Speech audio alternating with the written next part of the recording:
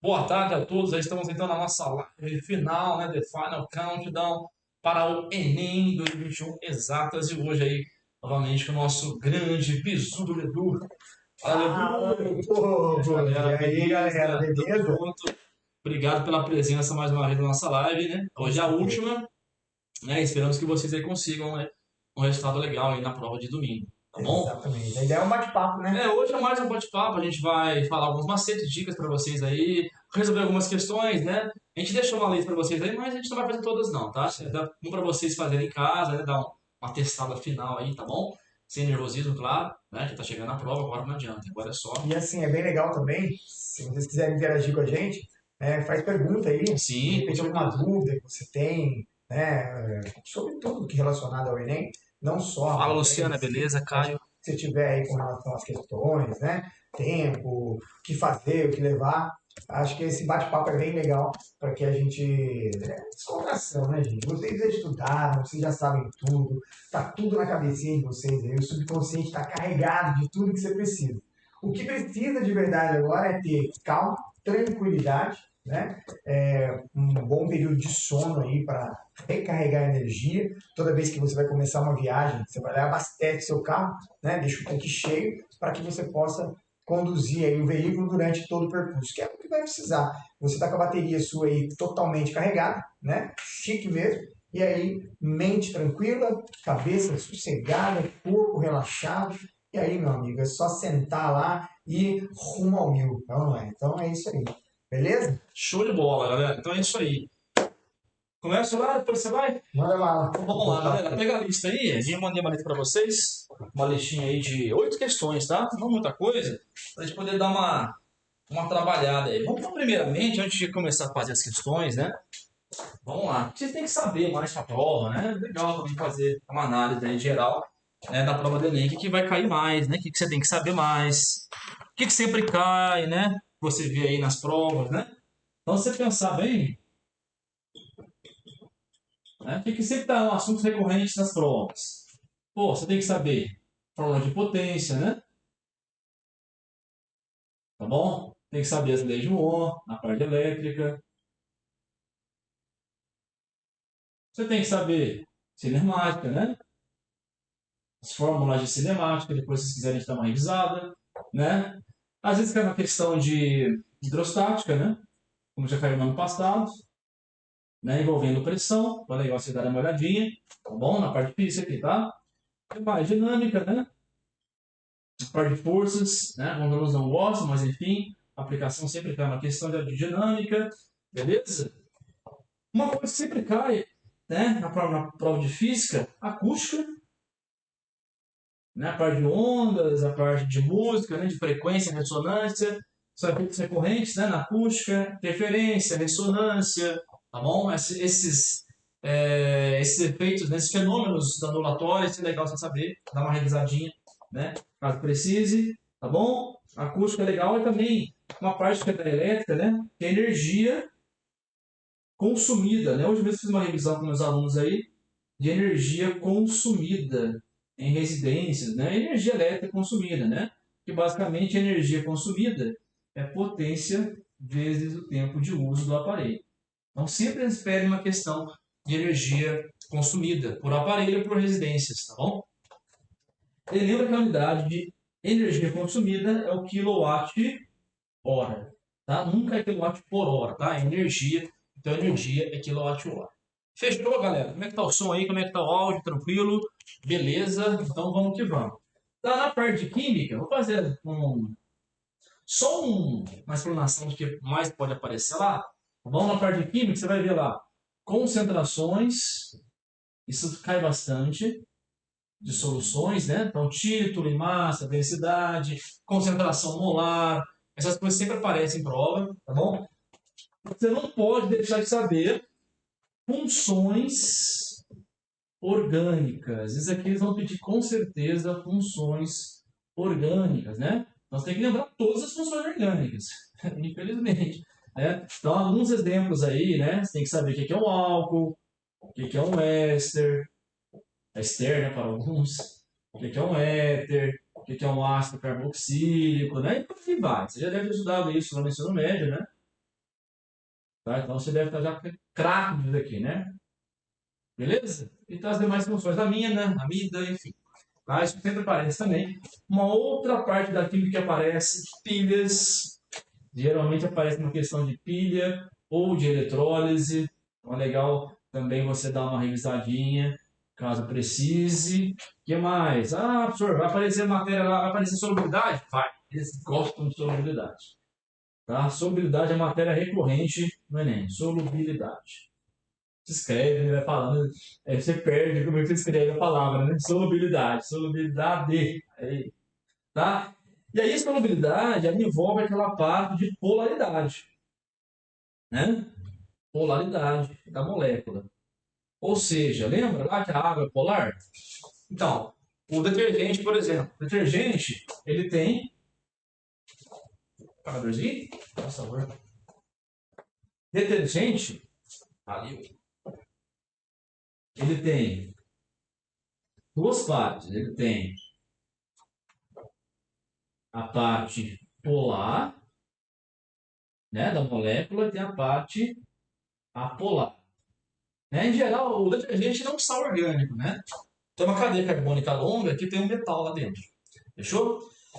Então, a parte que tem o metal é a parte polar do detergente. Essa parte polar dissolve a água. E a parte apolar do detergente, que é a cadeia carbônica, ela vai dissolver para você a gordura. Tá? Então, essa é a função do detergente. Ou seja, ele se dissolve nos dois. Por quê? Porque ele tem duas partes. Ele tem a parte polar e a parte apolar. Então, ele sempre, né, abordam questões que envolvem essa propriedade, né, de soluções que são anfifílicas, ou seja, que tem a parte polar e apolar junto, tá? Chama-se anfifílica.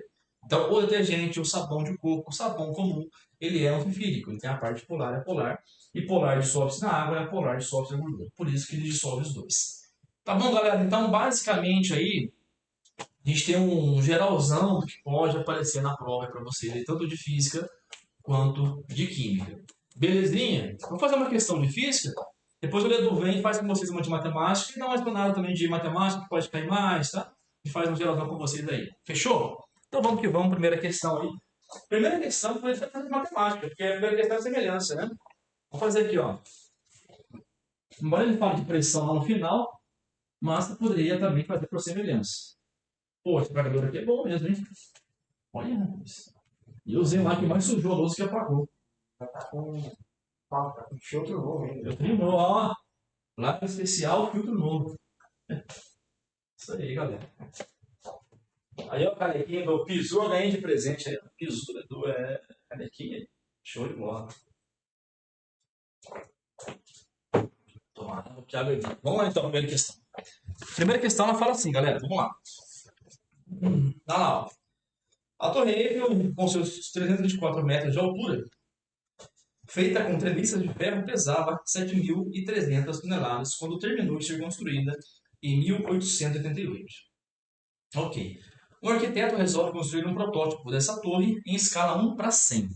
Então, ou seja, 1:100. É um modelo, né? Tá? 1:100. Opa, sai daí, filho. Então, a escala que ele usou aqui na questão 1:100. Certo? Do monumento real. Ou seja, tudo que você andar em 1 no protótipo já dá 100 no real, tá? Considere que a torre real tenha uma massa m torre, uma massa m torre, certo? E exerça na fundação, né, onde ela está apoiada, uma pressão P torre. Então essa massa torre exerce uma pressão P torre. Fechou. O modelo construído pelo arquiteto terá uma massa M modelo. Então o modelo que ele vai construir, M modelo, e por consequência vai ter uma pressão modelo, né? Belezinha. Muito bem.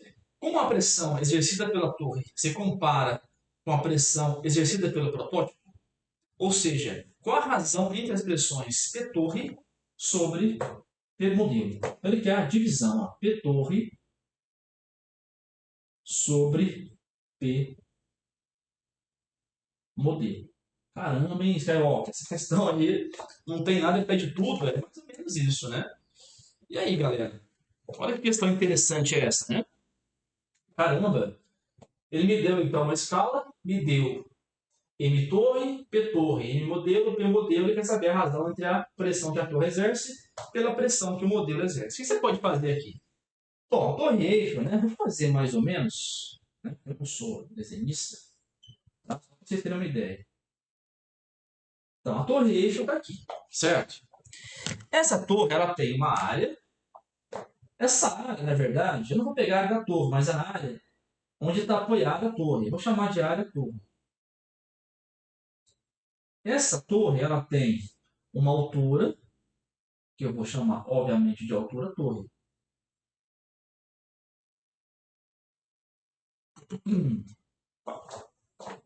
Tá? E ela tem um volume, porque ela é um objeto 3D, né? Então ela vai ter um volume.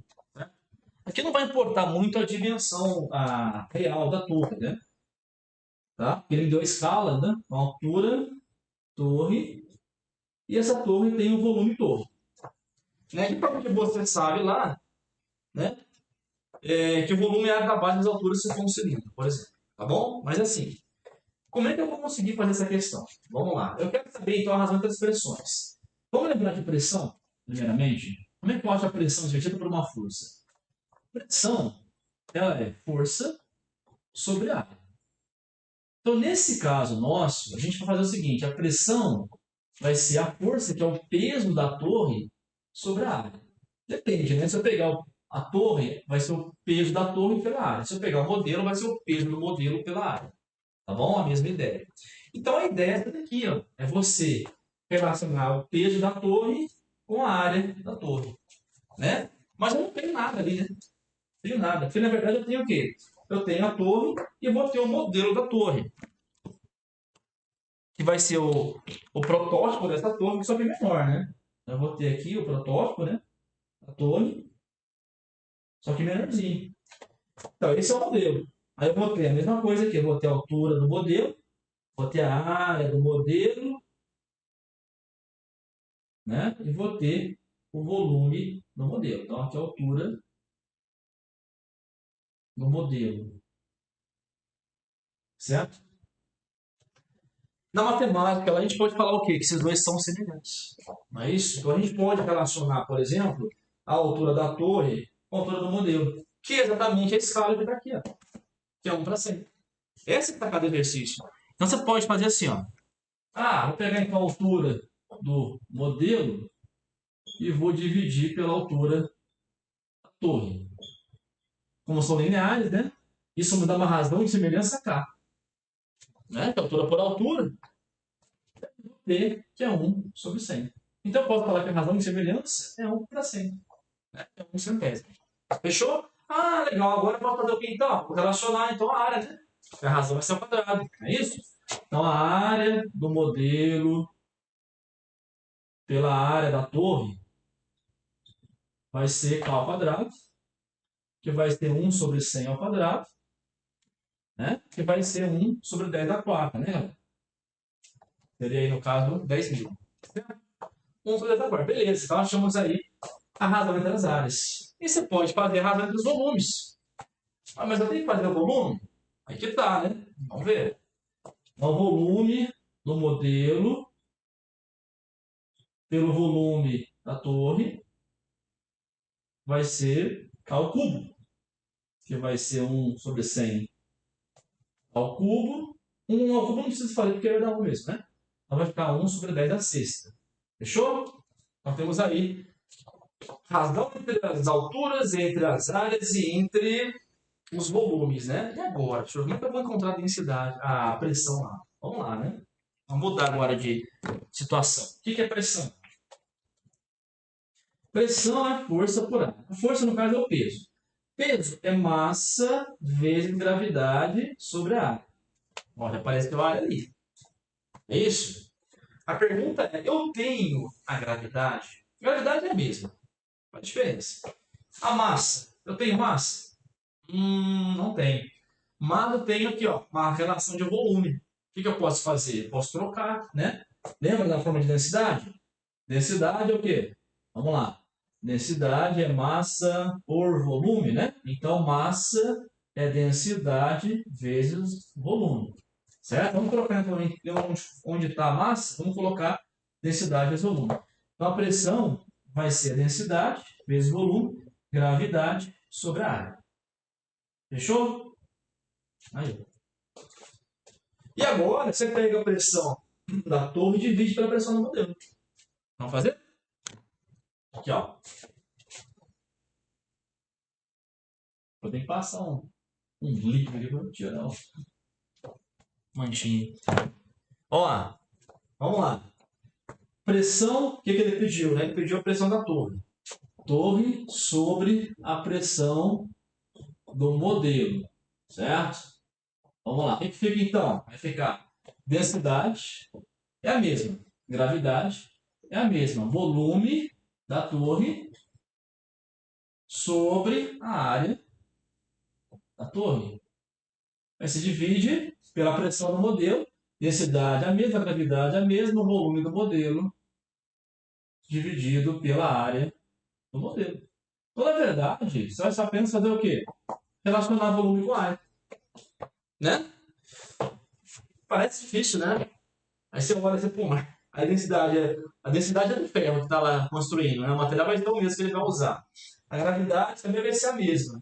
Então, olha para você ver que questão interessante que a gente deu. Não te deu nada, deu só uma escala aqui, ó. Que você usaria lá em geografia, de repente, em cartografia, né? E aí ele pede para você achar o quê? Uma razão de pressão. Olha que coisa louca, né? Então você vai levando o raciocínio, aí você vai por onde? Pô, vou por semelhança. De triângulo, cara. Né? Agora acabou a questão, né? Porque agora você chegou até aqui, ó. Você acha que você tá meio louco nessa parte da prova. Você acha que eu tô meio maluco? Não, tá certo. Pressão da torre pela pressão do modelo, galera. Tá? Vai ser, então repete a primeira, multiplica, né? Pelo número da segunda. Volume da torre sobre a área da torre. Aí você multiplica pelo inverso. Troca lá, né? A área do modelo pelo volume do modelo. Tá? Aí acabou. Fica apagando. A luz é maior na vertical, né? Na horizontal é menor assim. Ó, então ficou assim. A pressão da torre pela pressão no modelo vai ser igual, então, vamos lá. Volume da torre. Ó, volume da torre pelo volume do modelo, aqui, né? Modelo pela torre, deve ser, vamos trocar. Certo? Fechou? Vai ficar 10 sobre 6. Isso, vai ficar 10 a sexta, né? 10 a sexta. Certo? Inverti esse cara. E a mesma coisa aqui, né? A área do modelo, aqui tá certo, né? Isso tá certo. A área do modelo, a área da torre vai ficar quanto? 1 sobre 10 a 4. Não fica 10 a 4 embaixo. Fechou? Esse a gente inverteu e te deixou igual, tá? Esse daqui, ó. Então ficou 10 a quadrado. Então, claro que a pressão da torre, né? Sobre a pressão do modelo vai ser maior, né? Vai ser maior que 1, né? Porque a torre, né? É bem maior que o modelo, né? Então você vê que a pressão vai ser 100 vezes maior. 10 ao quadrado. Legal, né? Uma questão assim. Não é fácil, mas também não é uma questão possível de fazer. Né? Tem que pensar um pouquinho. Né? E outra coisa, aí é a coerência da pergunta. Torre P modelo tem que ser maior que 1. Então, se tem uma resposta lá que não seja, você pode excluir. Por 10 elevado a 0 já não é. Letra A. Porque seria 1, né? O modelo é pequeno, a torre é maior. Então, você tem que pensar nisso. Tá bom, galerinha? Então, fechou. Vou deixar o Ledu vir aí, para ele poder fazer com você uma questão de matemática. A gente vai realizando aí, tá? Para não ficar muito maçante, a gente fica acordando. Se vocês quiserem alguma coisa, alguma dúvida, pergunta em relação à fórmula, eu esqueci a fórmula tal, matemática, física, pode falar aí pra gente no chat que a gente vai ajudar vocês aqui. Tá? Uma interação aqui. Hoje a gente vai ajudar vocês de qualquer forma aí. Com fórmula, com conceito, uma coisa que você esqueceu, uma coisa que você acha importante saber. Você fala pra gente, aí a gente ajuda vocês. Exatamente. Tá, Ledu? É isso Vamos aí. mano. Deixa eu dar uma apagada aqui. Opa! Deixa eu arrumar aqui. Então, aqui para ensinar nada novo. Não, mais São aquelas pequenas uma explanação geral. as dicas, aquele bisuzinho de última hora. uma conversa mesmo aí. Não só faltou a gente estar sentado no barzinho tomando uma Coca-Cola. Vai tomar uma Coca, porque se tomar cerveja, fica louco, não pode. Então é isso, moçada. É muito bom demais. Sexta-feira, final de tarde, não é para qualquer um. E aí, lembre-se, tudo que a gente faz aqui na vida tem um porquê e tem uma recompensa. E a sua, ela virá. Do jeito que o Luquinha também fez aqui, quando a gente fala em matemática aí, né, alguns assuntos são recorrentes. Na verdade, o principal objetivo do Enem, seja ele em qualquer área, é primeiro fazer com que você seja uma pessoa pensante, né? Em que sentido? O aluno sempre fala pra gente assim, nossa, Edu, onde que eu aplico isso, né? Vou aprender log, onde que eu uso? Vou aprender potência, onde que eu uso? Vou aprender não sei o que, onde que eu uso? O Enem tem um pouco dessa característica de pegar situações do cotidiano, né? E colocar essa situação dentro de uma situação matemática, de uma situação física, de uma situação química, dentro de uma situação onde existe essa relação direta, vou botar um microfone ficar melhor aqui, direta, né, com a questão onde eu uso. E aí, dentro disso, em primeiro lugar, né, o que você precisa saber, de qualquer forma, que é o básico do básico do básico, é a famosa regra de três, ou o que a gente chama aí de grandezas proporcionais. Né? Então, regrinha de três simples, regrinha de três composta, entra dentro da regrinha de três também a questão de porcentagem. Né? Então, tudo que envolva grandeza, você tem que estar bem situado com isso. Beleza, Edu? Regra de três, tá? E na sequência, junto com regra de três, é interessante você ter um bom conhecimento do sistema de numeração. Né? Como assim sistema de numeração, Edu?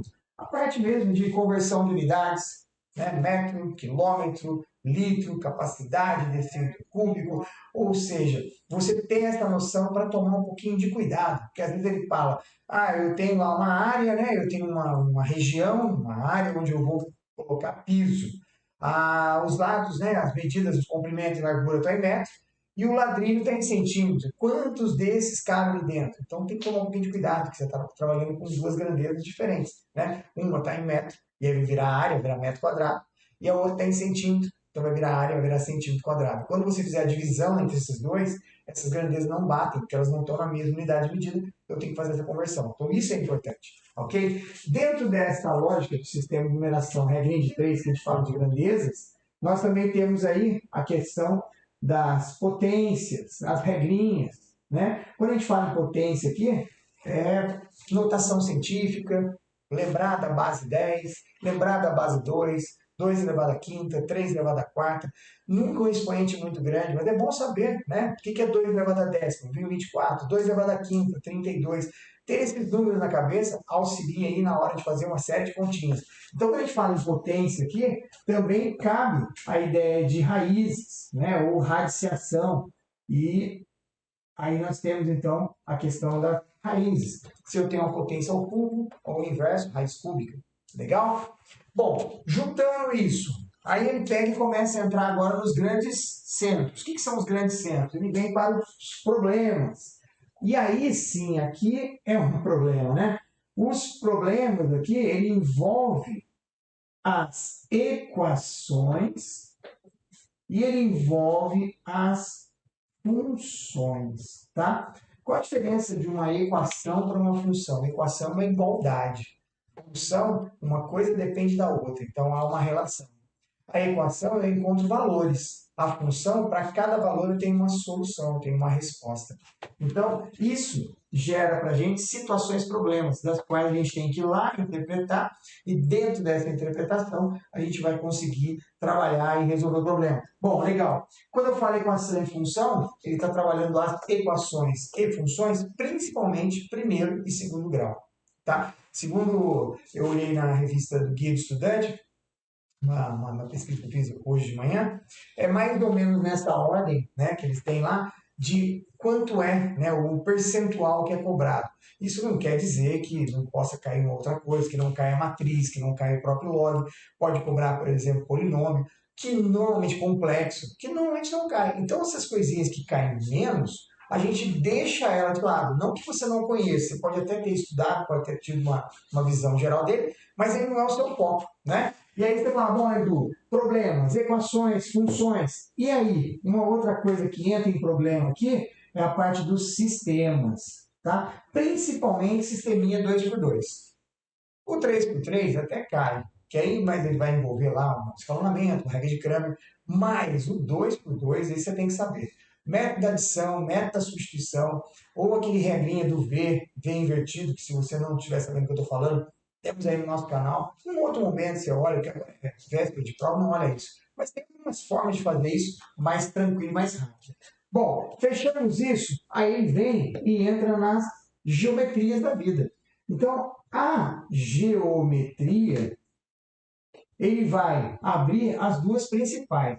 Qual? Ele vai entrar na geometria plana, e aí quando eu falo em geometria plana, você entra com a parte das áreas, principalmente a área do triângulo equilátero, né? Lembrar da formulinha, a área do quadrado, a área do retângulo, a área do losango, a área do trapézio, né? Então lembrar dessas áreas, lembrar da semelhança de triângulos, como o Luquinha acabou de usar aí, né? A semelhança, opa, escrevi errado aqui. A semelhança, eu falo também, eu tenho meu problema. Eu vou falando, Normal. aí a gente vai. No processo.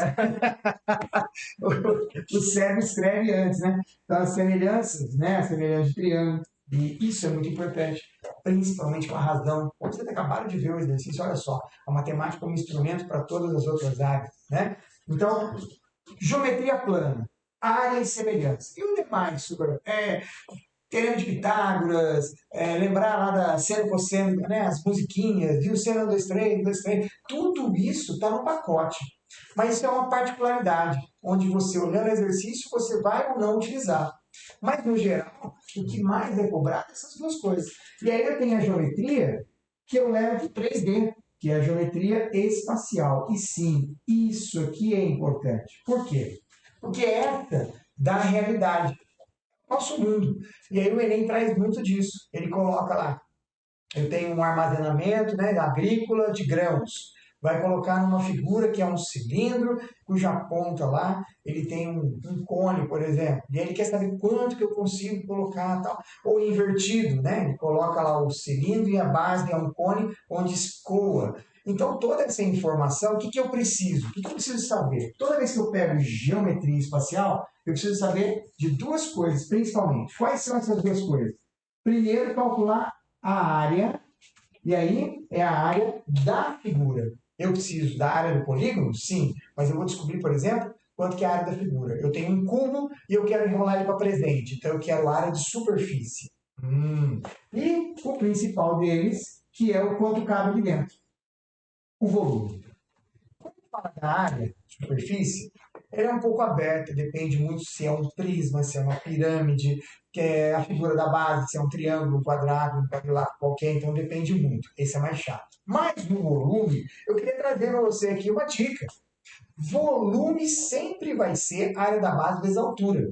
Sempre. Área da base vezes a altura. A diferença é que se a figura tiver bico, né, tiver um bico, nós vamos dividir por 3.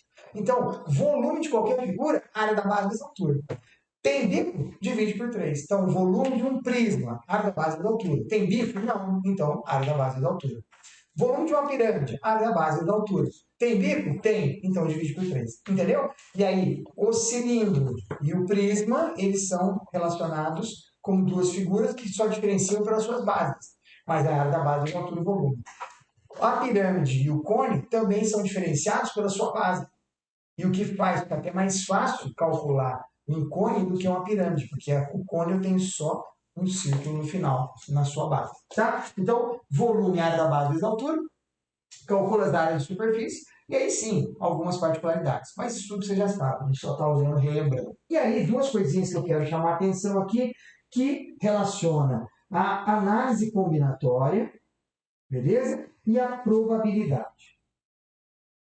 Ah, Edu, o restante que você né? A análise combinatória e a probabilidade.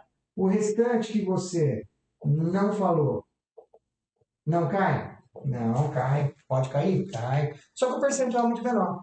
Então, isso aqui ó, vai te dar mais ou menos 80% a 85% da prova.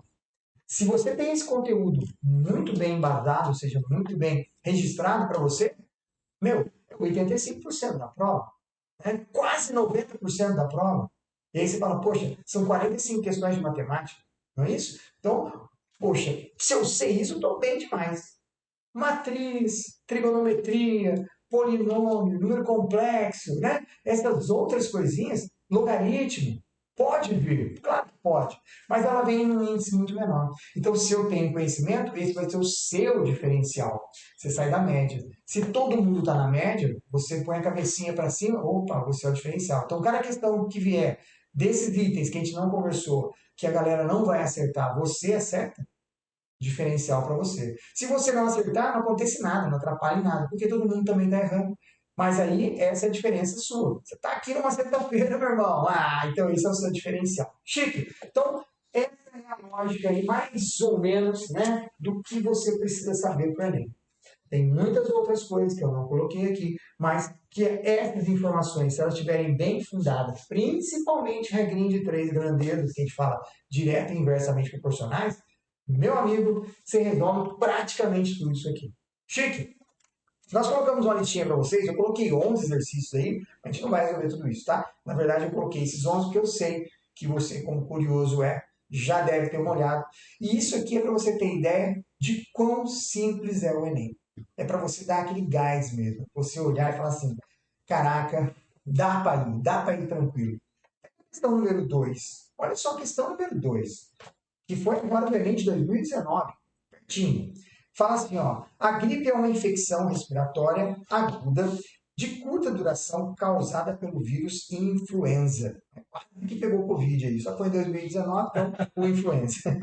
Ao entrar no nosso organismo pelo nariz, esse vírus multiplica-se, disseminando-se para a garganta e demais partes das vias respiratórias, incluindo os pulmões. O vírus influenza é uma partícula esférica e que tem diâmetro interno de 0,00011 milímetros. Isso é uma informação que o Enem deu. Em notação científica, olha aqui a questão das potências, né? Escrever base 10. Em notação científica, qual é o diâmetro desse vírus? Você fala, não, Edu, não pode ser tão simples assim.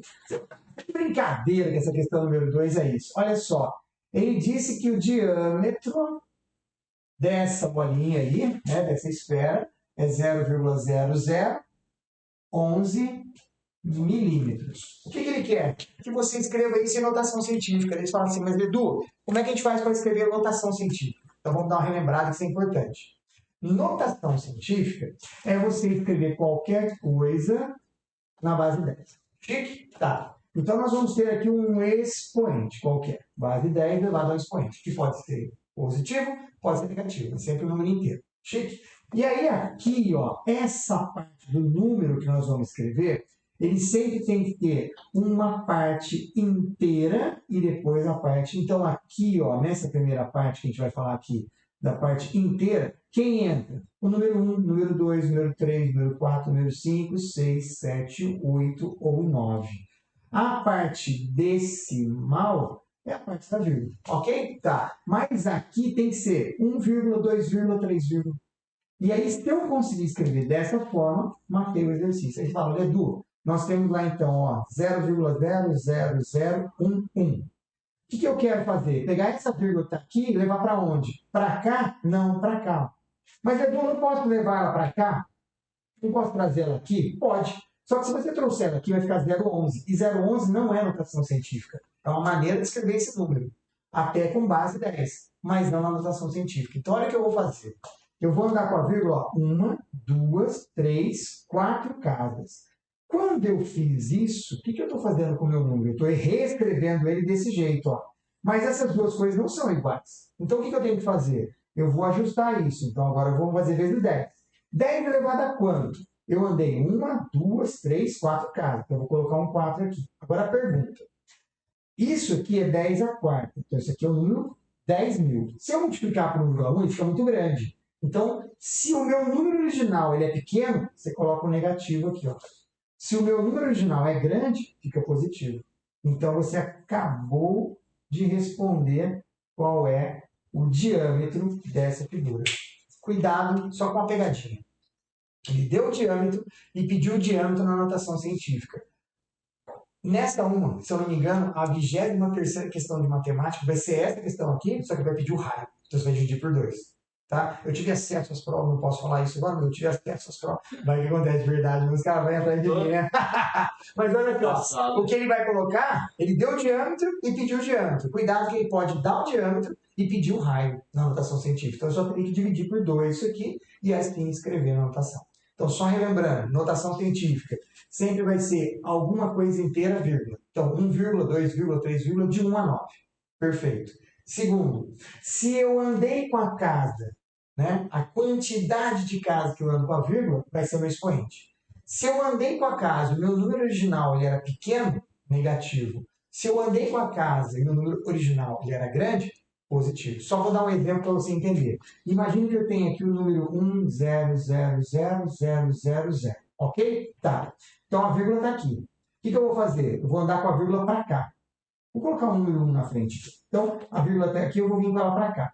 Vou vir para onde? Aqui, ó. Então isso aqui é a mesma coisa que 1,1. Perfeito. Quantas casas eu vou andar? 1, 2, 3, 4, 5, 6, 7. Então eu vou colocar vezes 10 vai dar 7. Positivo ou negativo? Aí você olha. O número era grande? Era. Positivo. Ah, agora eu manjei, Edu.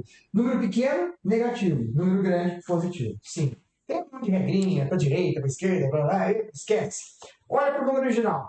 Certo? Então sempre vai ser 1, 2, 3. Legal. 10 elevado ao número. Perfeito. Positivo ou negativo? O original, ele era pequeno, eu estou com ele negativo. O original era grande.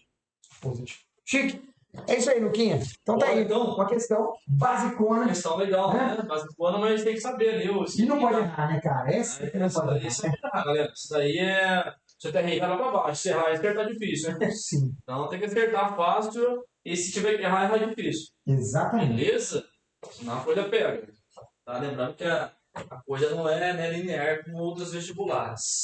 Certo, galera? Isso aí. Vamos. Vem comigo no Vamos lá, temos aí, vamos ver como está aqui. Galera, como é que tá aí? Temos 10 assistindo, show. A Rafa chegou, a Rafa de Resende, tá aí. Chico, é Rafa. Galcão tá aí, Glauquinho tá aí. Glauquinho. A Luciana Duarte, lá de São José dos Campos, foi minha aluna no Iguatemi, também tá presente aí. Prazer te conhecer. A Luciana Ledu, excelente de matemática aí. Lá eu dei ela para de matemática e química na época, né? Chique. Mas não chega nos seus pés, né? Não, mentira. Cara é o cara. Eu aqui só. O cara é foda. Nabil também tá aí. Augusto do Veste também tá aí. O Augusto. Brenão Kramer do Veste também tá aí. Grande garoto. Tá bom. Ele morou em Breno. Agora tá morando em Resende. O Joãozinho tá aí, Caião tá aí. E é isso aí. E o Pedrinho também entrou lá. Show de bola. Bom demais. Boa. Grande luta. Só galera fera. Então vamos que vamos. Vamos continuar aí. Luquinha. Que vamos. Toca a sua. Vamos que vamos. Toca o barco. Galera, seguinte. Vamos lá então continuar aí a parte física, né? Agora vamos resolver uma questão aí. Uma questão interessante, cara. Uma questão que fala de... Então, essa questão ela envolve acústica. Então, de vez em quando, ou quase sempre, eles colocam uma de acústica no Enem. Tá? Então, a questão 2, ó. Não é difícil, é uma questão fácil, mas você vai ter que lembrar a relação de ressonância para tubo fechado, né? Então, basicamente, quando a gente vê acústica, né, são ondas estacionárias, né? A gente vê dois tipos de situações em tubos sonoros. A gente vê o tubo fechado e o tubo aberto. Né? Vamos ler a questão, a gente vai entender isso melhor. Quer ver? Ó? Dois engenheiros estão verificando se uma cavidade perfurada no solo está de acordo com o planejamento de uma obra, cuja profundidade requerida é de 30 metros. Então, ele fala que a profundidade requerida, né, é de 30 metros. Então, seria a profundidade, a altura do buraco, né? A cavidade, 30 metros. Tá bom?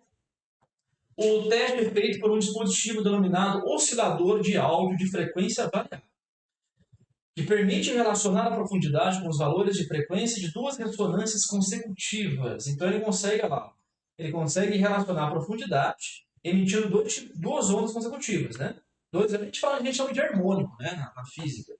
Assim como um tubo sonoro fechado. Tubo sonoro fechado. Então, o buraco, galera, já considera que o buraco é um tubo sonoro fechado.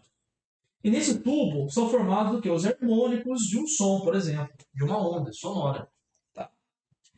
E aí é o seguinte, ó, ele fala que a menor frequência de ressonância que o aparelho mediu foi 135 Hz. Então, a frequência medida pelo aparelho foi 135 Hz. Ok. Considere que a velocidade do som dentro da cavidade perfurada é de 360 metros por segundo. Então, a velocidade é 360 metros segundo a menos 1. Eles estão colocando assim agora, tá, galera? Ó, as unidades por, tá? É a mesma coisa que você colocar por segundo, beleza? Mas tá vindo assim, então não confunda, tá? Segundo a menos 1 é por segundo, a mesma coisa. Tá bom? Beleza. Muito bem. Aí ele fala assim, se a profundidade estiver de acordo com o projeto, qual será o valor da próxima frequência de ressonância que será medida? Uma questão interessante, tranquila, né? Aí o que acontece? Pô, Skywalker, agora, hein? Ó, vamos lá. Você sabe, quando você estuda tubos sonoros, que quando o tubo é aberto, né? Quando o tubo é aberto, ele é aberto dos dois lados. Tá? Eu não vou entrar em detalhes para não alongar na nossa live. Tá? A ideia aqui não é revisar conteúdo. A ideia aqui é a gente resolver as questões e dar uma pinceladinha do que você necessita saber para fazer a prova. Fechou? Então, no tubo aberto, como é que se formam os harmônicos, né? Você tem os ventres se formam dos dois lados. É a mesma coisa que corda, tá? Então, a frequência de ressonância FN para tubo aberto, né? Vamos lembrar que é NV sobre 2L. Isso daqui, galera, é para tubo aberto. E esse N, ele é 1, 2, 3, 4, ou seja, natural. Que não pode ser o zero. Então, o primeiro harmônico é F1. Segundo harmônico é F2. Terceiro harmônico é F3. Porque você sabe que em acústica, né? Quando você toca um violão, por exemplo, você emite um som, você não gera apenas uma onda, você gera várias ondas. Você gera várias ondas que se sobrepõem uma na outra e geram aquele som para você. Né? Então tem o primeiro harmônico, a primeira frequência, a segunda frequência, todas múltiplas uma da outra. Mas a primeira frequência é a maior, né? É a mais preponderante do som, que é o primeiro harmônico. Né? Então, se o tubo aberto, assim que você vai encontrar a frequência de ressonância. Mas o tubo aqui, ele é fechado. Aí você, pô, mas o tubo não está fechado, ele é fechado só de um lado. Exato. Mas o tubo fechado só de um lado, a gente chama de tubo fechado. E o tubo aberto dos dois lados, a gente chama de tubo aberto. No tubo fechado, onde está aberto, forma-se o ventre da onda. E onde está fechado, a gente chama de nó. Forma-se o nó. Então, aqui, exemplo, é o primeiro harmônico, tá? Eu não sei que harmônico está aqui que ele fez. Aqui eu estou só representando para você o primeiro harmônico. Tá bom? Nos dois casos aqui, para você lembrar disso. E como é que eu acho a frequência de ressonância no tubo fechado? Eu faço NV sobre 4L. Tá? A fórmula é diferente, ó, NV sobre 4L. Além disso, a gente não tem harmônicos pares para tubo fechado, isso tudo ímpar. Então esse N aqui, ó, ele é 1, né? Quem que ele pode ser? Ele pode ser 1, pode ser 3, pode ser 5, pode ser 7, pode ser 9 e assim por diante. Bom, galera, então, diante disso, o que ele falou para mim? Que ele emitiu uma onda lá, duas ondas consecutivas. A primeira onda que ele emitiu, a frequência foi de 135 Hz. Vamos encontrar qual harmônico está essa frequência. Então você vai fazer o seguinte: você vai pegar lá essa formulinha de tubo fechado, certo? E vai aplicar essa fórmula. É uma questão fácil. Aqui, ó. Qual que é a frequência que ele mediu lá com o aparelho? 135. Eu quero saber o N. Tá? A velocidade é 360 sobre 4 e o tamanho da cavidade que ele mediu lá foi 30 metros. Tá? Então, 30 metros. Conclusão, quem que vai ser o harmônico nesse caso? 135 vezes 4 vezes 30 dividido por 360. Bom, deve dar para dividir aqui porque o harmônico, quando a gente acha o harmônico que está naquela frequência, ele tem que ser o quê? Um número natural. Né? Então, tem que dar exato. 0 corta com 0, por 4 dá 1, por 4 dá 9, por 3 dá 1, por 3 dá 3. Né? Então, qual harmônico que deu aí? Pô, 4 vezes 3 dá 12, para 3 dá 1, 5. Opa, então deu 45? 45. Então, o nosso N né? O harmônico dessa frequência é 45. Mas não é isso que ele quer. Né? Você achou o harmônico dessa frequência. O que ele perguntou na questão? Ele falou assim, ó, se a profundidade estiver de acordo com o projeto, qual será o valor da próxima frequência de ressonância que será medida? Porque lembra que no texto ele falou que ele mediu duas ondas para poder medir o buraco? Então ele mediu uma frequência que foi essa aqui, 135 Hz. E depois ele emitiu uma outra frequência que é a que ele quer saber, que é o próximo harmônico. Ele fala que são consecutivas, então é o próximo harmônico. Olha só o texto. Leia bem o texto, galera, para poder prestar atenção no que está perguntando. Às vezes o aluno não sabe responder porque não está entendendo o que a pergunta, né, o que ele está perguntando. Então presta bem atenção. Então, próxima frequência consecutiva em acústica é o próximo harmônico. Ah, Skywalker, agora ficou mais claro, beleza? Ah, mas como é que eu vou saber o próximo harmônico? Ué, pensa bem. Se os harmônicos são ímpares e tubo fechado, qual que é o próximo, Edu? Depois de 45? 47. 47, galera. Você vem aqui, ó. Ah, agora eu saquei. Tem um meme, né? Você viu o meme do TikTok? Agora eu saquei, tudo faz sentido. Então o próximo harmônico, depois desse, vamos chamar de N', ele vale 47. E agora você faz a mesma fórmula. Só acha a frequência de novo. Então a frequência linha vai ser o N' vezes V sobre 4 vezes R, galera. Então vai ficar 47 vezes 360 sobre 4 vezes 30 metros, que é a altura, a quantidade do tubo.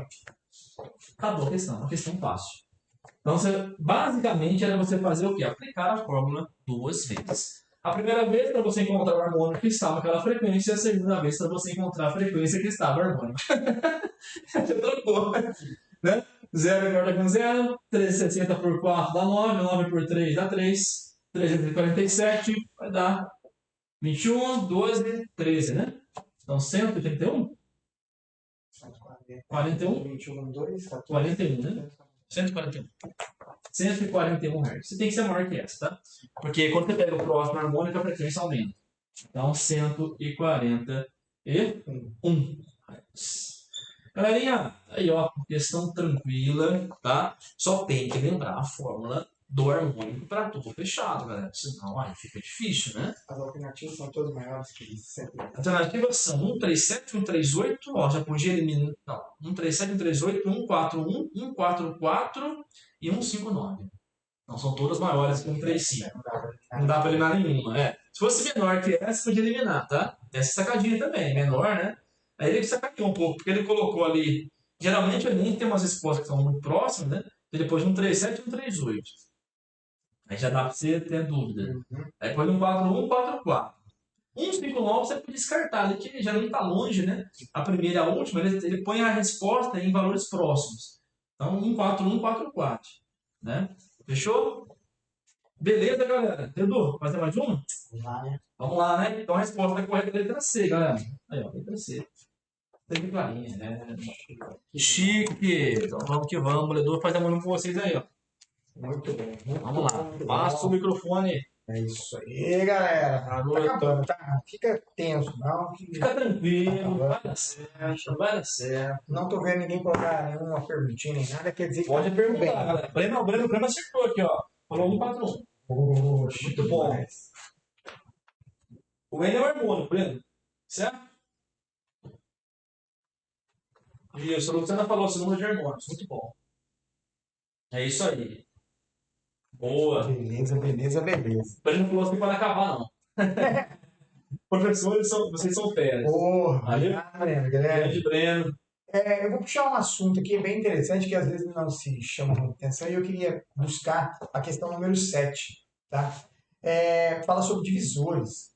E tem uma regrinha, tem uma formulinha, então eu queria chamar a atenção para isso, porque essa questão aqui, se eu não me engano, ela foi do Enem em 2013 ou 2012, um pouquinho mais antigo, né? E então ela pode estar de repente voltando esse ano, né? O assunto Com voltar esse certeza. ano.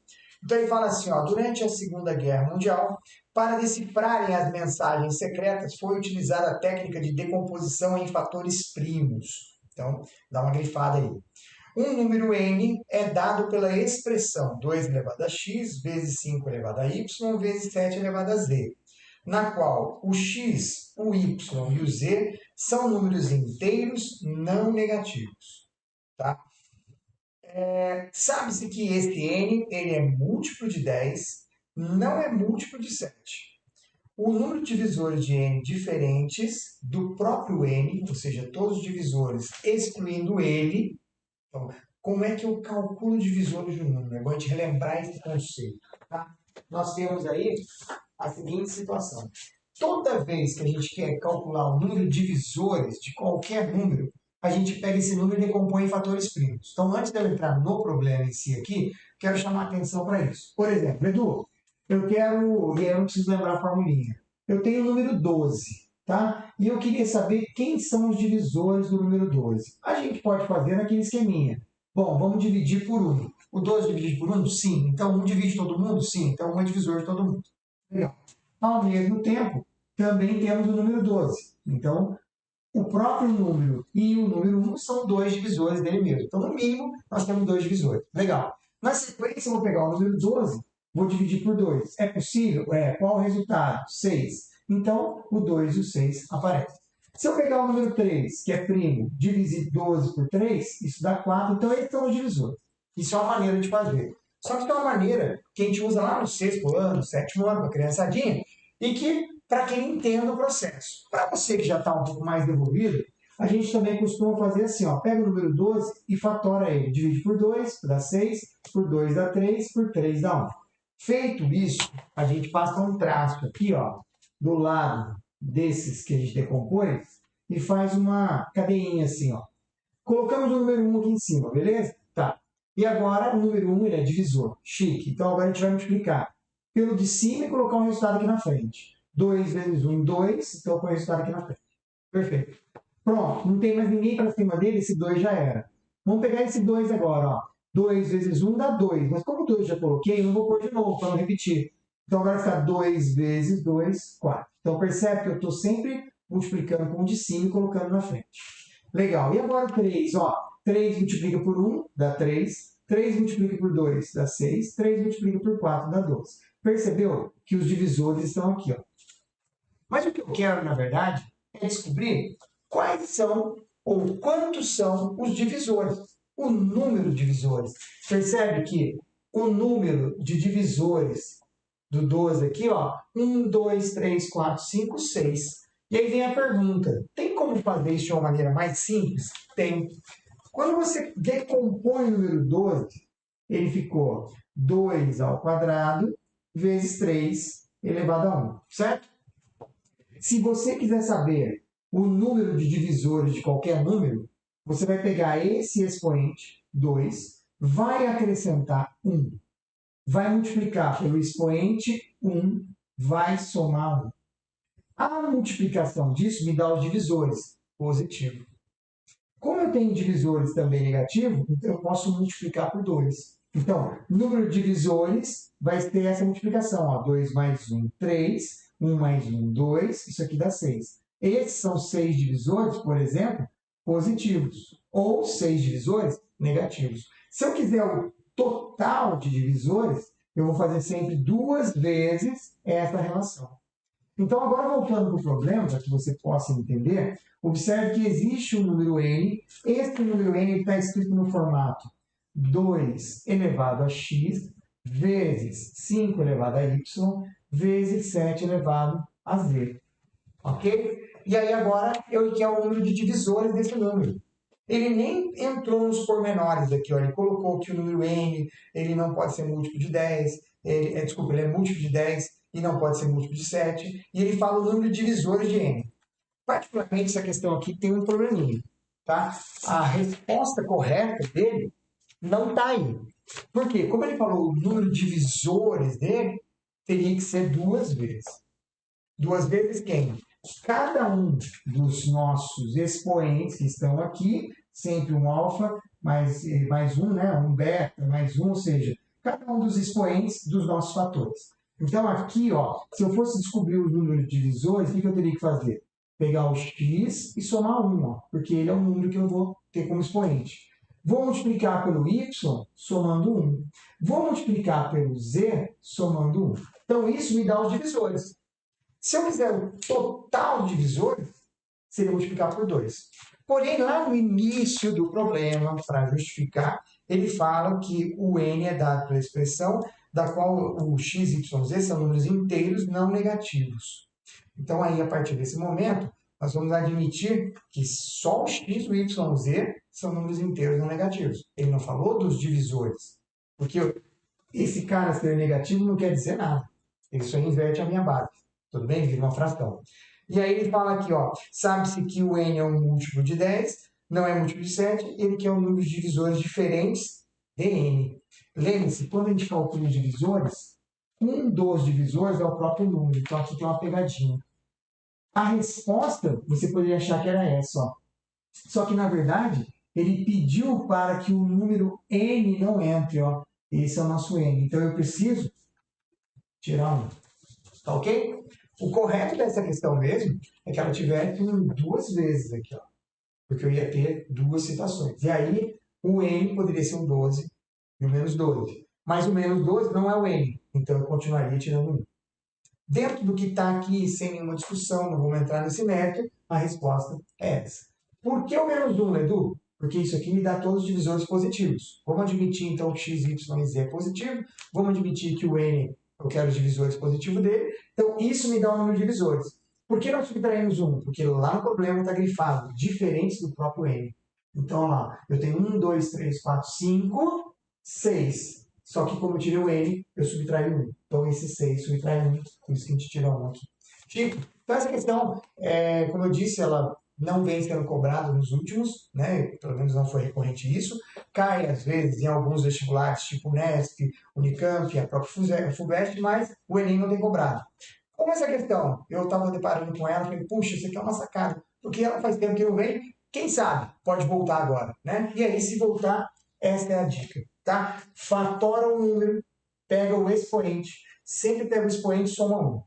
Ledu, por que soma 1? Porque, na verdade, aqui a gente está pegando o 0, o 1, o 2, então eu estou sempre pegando um 0 a mais. Mas isso aí, em outro momento, você pode até assistir uma aula sobre isso, que eu até tenho isso também no canal lá, mas não veio o caso. Eu quero que você seja prático agora. Pediu o divisor, fatora o número e pega o expoente. Pega o expoente, soma 1, multiplica pelo outro expoente somado 1, pelo outro expoente somado 1, multiplica tudo, você vai ter o número de divisores. Divisores positivos ou negativos. Total, multiplica por 2. Beleza? É isso aí, moçada. Boa! Então, esquece de falar do canal aí. Canal Bizu do Ledu. Vários materiais de matemática. Esse cara é demais, velho. Eu sou fã.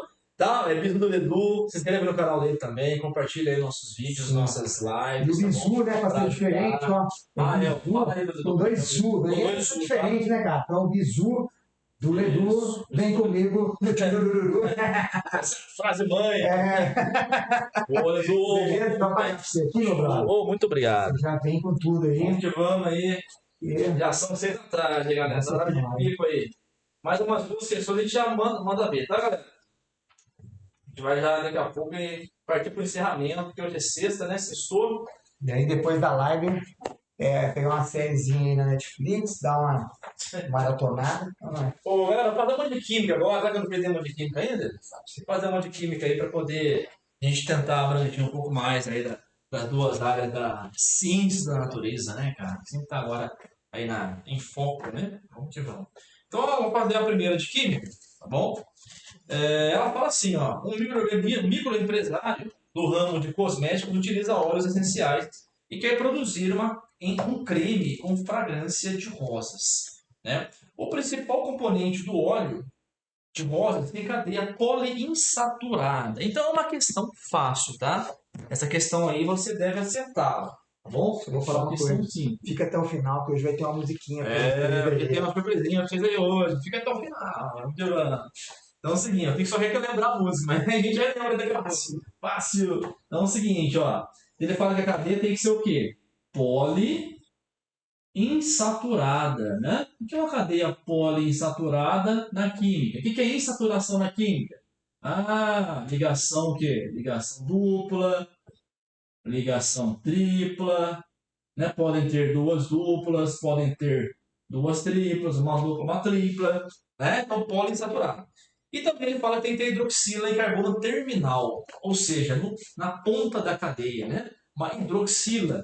O que é hidroxila mesmo? Ou oxidrilo, né? Os dois nomes são corretos. hidroxila é o famoso OH, né? Então esse grupinho aqui, o hidroxila, presente nos álcoois e fenóis, né? Hidroxila, tá bom? Muito bem, então o catálogo dos óleos essenciais apresenta para a escolha da essência essas estruturas químicas. É que saber qual que é que você deve escolher, né? Qual empresário, né, deverá escolher. Galera, então tá tranquilo, ó. De cara, né, a resposta correta é 1. Não é isso, ó? Se você olhar a cadeia 1, ela tá assim, né? Tem uma ligação dupla aqui, ó, certo? Lembrando que essa maneira zigue-zague, né? Por que põe zigue-zague, né? Devido à repulsão dos pares de elétrons, tá? Então ele coloca em zigue-zague ali, certo? Teoria de repulsão dos pares de elétrons, então a maneira correta de fazer é assim. Então tá aqui, ó. Então o que ele quer que a cadeia tenha? Que a cadeia tenha uma poliinsaturação, ou seja, mais de uma ligação dupla, né? Ou mais de uma tripla. Essa cadeia, a primeira cadeia, né? Ela tem. Então tem 2 ligações duplas. E além disso, ele fala que tem hidroxila e carbono terminal, ou seja, carbono final da cadeia. Porque na verdade essa cadeia aqui, né? Você vai numerar daqui para lá, né? Você vai numerar, sempre numera a cadeia, né? Para você dar o nome da cadeia, da função orgânica, né? Em direção à outra extremidade. Então, carbono terminal que ele fala é na ponta, né? Ou no começo ou no fim da cadeia. Não necessariamente é no fim da cadeia. Tá bom? E as demais opções, né? Você vai ter lá. Você não vai respeitar as opções que ele deu, né? Você não vai corresponder o que ele precisa, que é o quê? Uma cadeia poliinsaturada e também hidroxila. Tá bom? Então a resposta correta dessa questão é moleza, é a letra A, tá? Que é a cadeia 1. Tudo bem, galera? Tranquilo aí nessa questão? Alguma pergunta, dúvidas? Pode ir no chat aí perguntar tranquilamente. A Luciana perguntou aqui. Giovana Freitas, olha aí. Nicole, bem-vinda. Vamos lá. Prof, mas se ele não é múltiplo de... Ah, Bedu, aqui para você essa, hein? Ó, tô voltando. Se não é múltiplo de 7, por que o Z estaria na resposta? Então, porque aí que vem a pegadinha. Aí, Bedu voltou aqui, ó. Quando você coloca, não pode chamar já. Quando você coloca a questão do 7 elevado ao z, um dos valores que a gente coloca para o z, para aquele expoente, é o zero. Ah, então 7 elevado a zero dá 1. E aí eu eliminei o 7. Entendeu a sacadinha do negócio? Olha só que interessante, ó. Quando você tinha lá, ó, o 2 elevado a x vezes o 5 elevado a y, vezes, no caso, o 7 elevado ao z, né? Ser múltiplo de 10, tá beleza. Então aqui tá valendo. Quem são os expoentes possíveis para o x? O 0, o 1, o 2, não é isso? Quem são os expoentes possíveis para o y? O 0, o 1 e o 2. Por que é 0? Porque quando for 2 elevado a 0, é porque não é divisível por 2. Sim, entendeu? Vai dar 1, entendeu? Mas eu preciso escrever todos os números. Inclusive aqui, ele podia ter feito isso aqui, ó. 2 elevado a x, vezes 3 elevado a 0, vezes 5 elevado a y, vezes 7 elevado a z, e aí eu vou 11 elevado a 0, o 13 elevado a 0, todos que eu não quero. Só que aí aqui temos um problema. Qual que é o problema? Eu preciso que esse cara aqui, ele seja 0. Aí você fala, mas por que você colocou o z mais 1? Porque quando eu colocar o z mais 1, eu acrescento, né, um elemento. Então eu posso ter o 0 como substituto. Isso aqui, muitas vezes, o aluno não entende por que entra o 0. Porque isso aqui é um expoente que vai fazer acender ou apagar esse número. O 2 é divisor ou não? Quando que ele é não divisor? Quando aqui é 0. Quando ele for 1, 2, qualquer coisa, ele passa a ser divisor ou divisível pelo número. Então, no caso, isso aqui, ele pode ser acrescentado 1 no número de divisores, por quê? Porque o 0 entra aqui. Então, eu tenho um divisor, que é o 0. Entendeu? Essa é a pegadinha do problema. Por isso que a gente tem que ter essa situação. Belezinha? Show aí, Luciano. Deu para entender legal? Legal? Muito entendeu sim, Edu. Valeu, show de bola. Então tá bom. Boa. Fala, Giovana. Fala, Nicole. Tamo aí. Fala na Júlia. Grande Ana Júlia. Show de bola. Grande Edu. Luciana, tudo certinho, né? Edu, quer voltar? Vamos mais um então? Mais uma? Vamos lá então. Matemática na veia de novo. Vamos voltar na matemática. Aí agora é o seguinte, ó. Vou pegar com vocês aqui uma questãozinha de geometria, que é a questão número 10. Também é uma questão, se eu não me engano, 16 ou 17. Estou meio ruim de cabeça. Estou ficando com DNA, data de nascimento avançada, ou seja, ficando velho.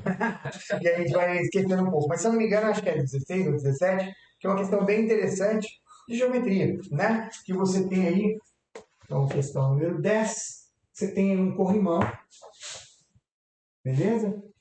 E o que ele pede é exatamente essa medida. Ele fala aí, ó, nós temos essa parte aqui de cima medindo 30 centímetros, né? Essa região aqui. Essa parte corrediça não tem medida, eu vou chamar ela de X. E essa parte aqui de baixo também vale 30 centímetros daqui até aqui. Chique? Daí ele vem e coloca para nós aqui uma situação bem interessante, ó. Ele gera uma escada aqui, ó. Então eu tenho aqui, vai dar 1, 2, 3, 4, 5. Então vamos ver se eu consigo fazer os 5 degraus aqui nesse meu desenho curto. Então 1, 2, 3, 4, aquela roubada, ó. 5. Tá. E aí ele fala que cada pedacinho desse aqui vale 24 centímetros. Então 24, aqui é 24, aqui é 24, 24 e 24. Então ele vem e fala assim, ó, na figura acima, o que representa o projeto de uma escada com 5 degraus, todos com a mesma altura, e o comprimento total do corrimão é igual a. Então, na verdade, o que ele está pedindo é quanto que vale essa distância toda. Chique? Então, nós vamos pegar algumas informações aqui. Perceba que eu vou só para ficar melhor aqui, destacar só essa parte do corrimão. Tá? Então, nós temos aqui ó, só esse pedaço que eu vou chamar de X.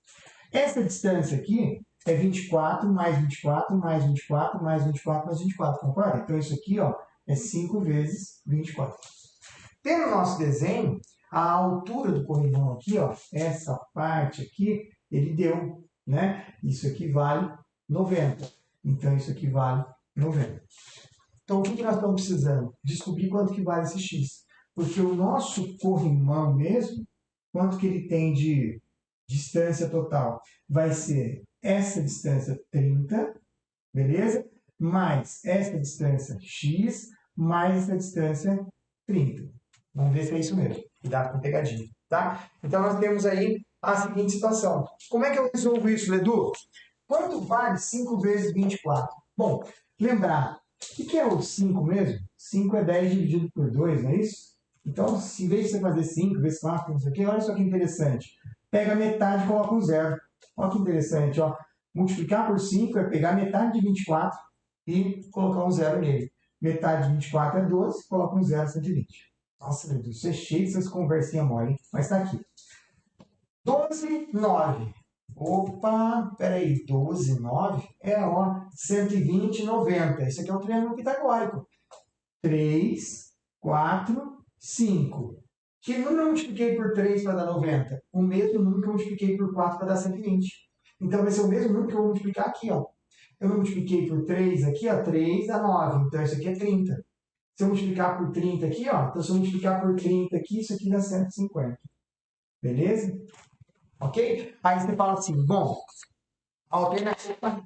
Pô, aqui. Ah, alternativa, perdão, que deve estar um tiro no seu ouvido aí. Então, né, perdão aí. A alternativa, você vai falar assim, ó, eu tenho 1,8 metros, 1,20, 2, 2,1 e 2,2. Então, aqui não bate com nada que a gente fez. Por quê? Está em centímetro. Legal. Então, agora, o nosso X é 150. Aqui eu tenho 30 e aqui eu tenho 30. O corrimão é só esse pedaço aqui? Não, o corrimão é tudo isso. Show. Então, quanto que eu tenho aqui? Eu tenho 150 com 60, eu tenho 210. 210 centímetros. Aí você vai lembrar, ó, metro, decímetro, centímetro, milímetro. E para cá eu tenho os múltiplos. Se você tem 210 centímetros, você vai escrever assim, ó, 210, a vírgula está onde eu tenho. Como eu quero passar para metro, o que você faz? Traz a vírgula para cá. Então, isso aqui vira 2,1 metros. E tá aí. Super tranquilo. A forma de resolver. Entenderam? E a alternativa aqui é a alternativa D. Legal, moçada? Então, assim, parte de resolução do exercício, eu vou parar por aqui, certo? Vamos ficar aberto aí a qualquer conversa. O Luquinha volta para fazer o exercício. Fazer mais uma aí inicial também. Beleza. Tá bom? Da minha parte, o que eu queria era isso, né? Dizer para vocês que calma, atenção, leitura, olhou o exercício com carinho e amor, manda bala, porque todo o resto você sabe. Tá tudo na sua cabeça aí. Chique. Então, Lucas, vem comigo no tio. Vamos fazer mais uma. Fica aí. Vamos lá. Show de bola. Ô, galera, vamos fazer mais uma de química então para encerrar, tá? Uma que sempre aparece no Enem, né, em vestibulares. Até pra cá. Deixa eu falar pra você aqui. Aqui, ó. Fazer uma solução, tá bom? Não é difícil, mas ela aparece sempre. Então é legal a gente fazer uma para poder tirar alguma dúvida que tenha, né? Uma coisinha a mais aí. Grande, Edu, brigadão. Então vamos lá fazer mais uma aí. A gente... aluno aplicado. Aluno aplicado apaga a lousa para o professor. Fica a dica, hein? Fica a dica, hein, Ana Júlia aí, ó. Fica a dica. Só com preguiça aí de apagar a lousa, fica a dica. Então vamos lá, fazer mais uma, galera. 7, tá? Fazer a 7 de química aí, ó. Uma questão envolvendo as soluções, envolvendo concentração molar, tá bom? Então vamos lá, ó. Ela fala assim, sacarose ou invertase a sacarase ou invertase é uma enzima que atua no intestino humano hidrolisando o disacarídeo sacarose nos monossacarídeos glicose e frutose. Então é uma enzima, né? É uma enzima que faz esse processo, né? De hidrolisar aí o disacarídeo, né? Ou seja, ele quebra, né? Os dois aí, glicose e frutose.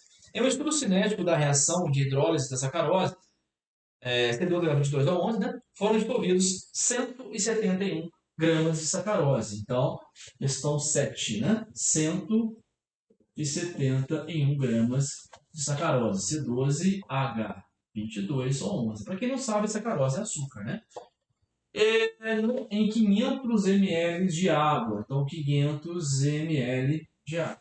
Muito bem. Observou-se a cada 100 minutos da reação, a cada 100 minutos, o que aconteceu? Vamos ver. A concentração de sacarose ela foi reduzida à metade. Então, sempre que passava 10 minutos, ela reduzia 50%. Beleza? Metade. Qualquer que fosse o momento escolhido como tempo inicial. As massas molares dos elementos hidrogênio, carbono e oxigênio é 1, 12 e 16, né? Isso que todo mundo sabe, né? Ele fala o seguinte: qual a concentração de sacarose depois de 400 minutos do início da reação de hidrólise? Então ela vai diminuindo nessa reação que ele fala, né? Então depois de 400 minutos, quanto que vale então, né, a concentração da sacarose? Fechou, galera? É uma questão que não é tão difícil, tá? Então assim, se vai passar 400 minutos, vamos pensar. Primeira coisa que tem que fazer é o seguinte: encontrar a concentração molar de sacarose, né? C12H22O11. Vamos lembrar que a concentração molar a gente representa, né, na parte de soluções por colchete. Então, esse colchetinho, galera, é a chamada molaridade, né, que é número de mols por volume. Tá bom? Bom, mas se eu não tenho mols, eu tenho volume de água, mas não tenho mols. Mas dá para achar o mol, né? Como é que eu acho o número de mols? É a massa da amostra pela massa molar da substância. Né? Vamos ver o que ele me deu. Ele me deu a massa molar da sacarose? Não, mas dá para você encontrar, né? A massa ele me deu, tá aqui. Falta achar o quê? Falta achar a massa molar. Para achar a massa molar, temos que fazer a conta. Então, vai pegar a sacarose, C12H22O11, e vamos calcular a massa molar, a massa de um mol da sacarose. Ó. Carbono, tem 12 carbonos aqui. Cada carbono tem massa 12. Então, 12 vezes 12, 144. O hidrogênio tem 22 átomos de hidrogênio. A massa de um hidrogênio é 1. Né? Então vai ficar 22. Vou somar tudo, tá? E o oxigênio, né? Eu tenho aqui 11 oxigênios. A massa de cada oxigênio é 16. 11 vezes 16, 1,76, né, Edu? Confirmei. 1,76 que é matemática, eu sou físico. Tá? Os dois estão do bem. Desses dois estão do bem. Garoto bom. Macetinho. Certo? Somando tudo, se eu não me engano, vai dar 342. Confirma? Confirma, né? 7, 11, 12, 13, 14. Isso. 342, galera, gramas por mol. Ou seja, em um mol de sacarose, eu vou encontrar 342 gramas. Fechou? Então, quantos mols tem ali, ó? Na minha massa de 171, né? Que ele me deu aqui, ó. Então, o número de mols vai ser 171 dividido por 342, né? É a famosa conta Enem Mãe, né? Uma conta fácil, né? Olha aí que maravilha. Metade, né? Então vai dar o quê? Meio mol. Certo, galera? Meio mol de sacarose. Mas eu quero a concentração. Então eu vou lá. Concentração de C12, H22, O11 vai ser número de mols, que é meio mol, né? Meio mol dividido pelo volume de água, galera. Volume de água tem que ser em litros, ó. Então aqui tem meio litro de água, divide por 1000. Então ficou 0,5 dividido por 0,5. Ou seja, a concentração inicial de sacarose na reação de hidrólise era de 1 mol por litro. Ou seja, cada litro de solução vai encontrar 1 mol de sacarose. Mas ele fala o seguinte, que ele quer saber a concentração não agora. Ele quer saber a concentração após 400 minutos. O que ele me disse? Que a cada 100 minutos que passarem, a minha amostra, né, a minha concentração reduz pela metade. Ou seja, então eu tenho lá 1 mol, vão passar, né, 6 minutos, vou ficar com meio. Vão passar 100 minutos, vou ficar com 0,25. Vão passar 100 minutos, vou ficar com 0,125. Vão passar mais 100 minutos, vou ficar com quanto? 0,0625. Confirma metade de 0,25, 0,0625? Fechou, galera? Muito bem, ó. Então essa é a resposta. Aí se você olhar lá na alternativa, mas está em potência, né? Aí você vai converter em potência, né, Fião? Aí o que você faz aí? Então a concentração final, né, de C12H22 ou 11, vou chamar de final, vai ser 2 casas para frente, 6,25 vezes 10 a menos 2. Certo, galera? Mol. Porque isso aí não é uma questão difícil. Então, basicamente, ele faz o quê? Achar a massa molar, calcular o número de mols, dividir pelo volume. Lembrar, né, que molaridade é mol por volume, certo? Sempre em litros. E depois ele deu a sacadinha de você reduzir, né, a cada 100 minutos metade da amostra. E no final você acha aí a solução. Fechou, Edu? Vamos fechar então? Vamos. Importante, ó, nem combinei com você nada, mas olha só que interessante aqui, ó. Da notação científica, né? Não só na matemática, principalmente na física e na química, a forma de escrita dela. Você usa bastante, show de bola. Andei 2 casas, são 10 a segunda. Mas o número é pequeno, negativo, e aí, show de bola. Exatamente. A gente nem combinou. Mas fica assim que dá certo. É verdade. Galera, tudo bem aí? Obrigado pela presença, curtiu, gostou? Tá? Vai no nosso canal, ajuda a gente aí, compartilha no nosso canal, compartilha com as pessoas. Tá? Ano que vem vai ter muito curso novo no nosso canal, tá? Mais vídeos, certo? O Edu está sempre postando as coisas no canal dele, dicas de matemática, macetinhos, né? Isso é bem legal, tá bom? Futuramente parei também física aí, né? Mas enfim, então a gente vai ter sempre tentando ajudar vocês aí, né? Sempre tirar dúvidas também, né? Algumas dicas, algumas coisas interessantes que a gente vê. Não só visozinho de cálculo, mas também visu para que a gente possa estar sempre aí antenado no que está acontecendo. Sim, né? Com certeza. Então a gente vai encerrar aí. Você achou uma música lá? Mas que você quiser. Aqui nós vamos fazer um. Eu ia pegar um estocar para vocês aí, galera. Surpresa final. Poxa, deixa eu achar. Vamos lá. Vai entretendo nossos convidados, a galera aí. Grande Ana Júlia, obrigado e valeu, tá? Ana Júlia, Luciana, Nicole. Tá, galera que ficou até o final aí. Não é fácil não, né? De sexta-feira, chuvinha lá fora. E aí você tá numa live dessa aqui, porque o foco tá muito grande. E aí agora é sério, moçada, de verdade, né? A partir de agora, né, que você já fez o que tinha que fazer, esquece, tá? Não fica tentando pegar muita dicasinha de última hora, ou ficar olhando para a formulinha, não. Porque senão agora vai sobrecarregar aí o seu, né, a sua HD. Então vamos dar uma relaxada, escuta uma boa música, né, vai assistir um bom filme, uma série, Netflix, então não faz nada, vai ler um livro, então não faz nada mesmo. Faz um nadismo qualquer aí, que está excelente. Eu assim até sentado aqui, ó. Que é isso, hein? Chique no último. É outra tecnologia. Hoje nós estamos aqui no estúdio do Luke Skywalker. Você vê como é bonito o negócio aqui, não é? É outro padrão.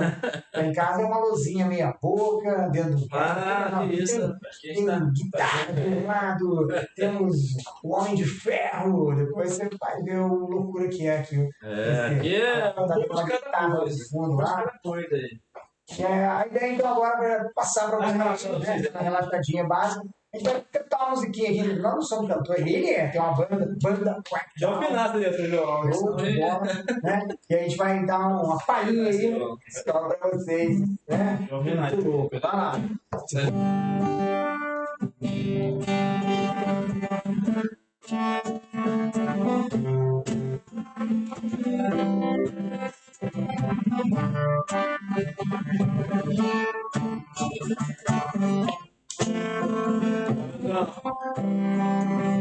Tudo é tão bom e azul, e calmo como sempre.